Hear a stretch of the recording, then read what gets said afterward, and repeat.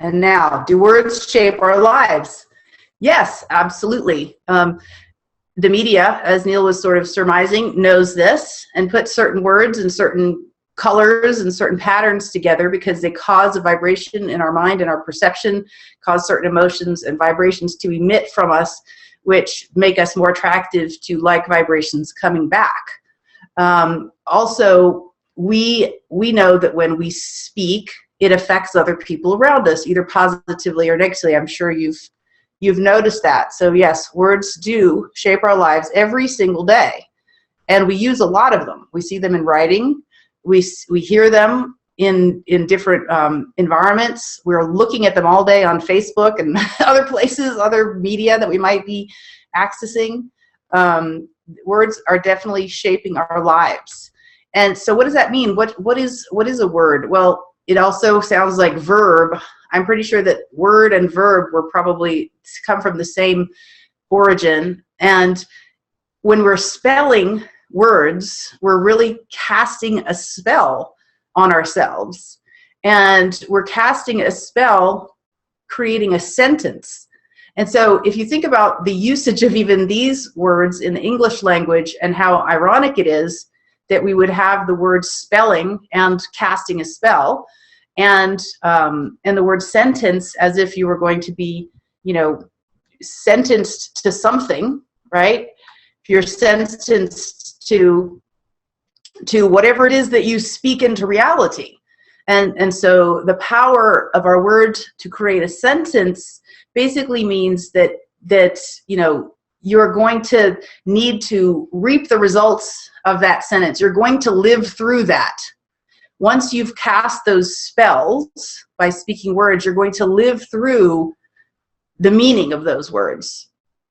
The original, not the original, but the actual dictionary meaning of sentence, the punishment assigned to a defendant found guilty by a court or fixed by law for a particular offense, right? So it goes back, it ties it to law in our regular human consciousness. Now, there is a higher law, isn't there? So the higher spiritual laws are something that we've taken into our own hands and sort of made into a degraded version of the law by attempting to enact sentences and punishments on others because of rules and regulations that we decided to create. And when I say we, obviously I'm talking about the broader we of humanity, decided to create these rules and these laws. And the truth is that the spiritual law is already in place. So even that dictionary definition still harkens back to the truth of the law. And so let me explain what I mean. And this is a lot of what's coming through in the books, is helping us understand the law so that we can work with it instead of having it work us. And so the spiritual law, basically, the primary spiritual law says that which goes out comes back. And that platform of reality, that underlying template, is actually a safety net for us and a reality check, so to speak, because it was designed so that we could see the results of our actions right out in our lives.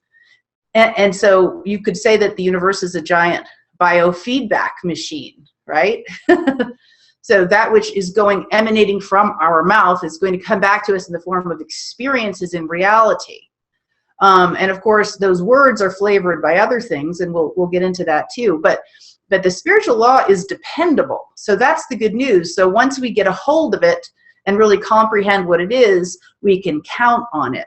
Now, that doesn't mean that there isn't a lot of muck and gunk in the way, because we have utilized our word collectively and individually, and our ancestors have utilized the word over time to create things that we now don't love, that we think are not awesome, or that are even terrifying or bad, or, the world is having issues, right?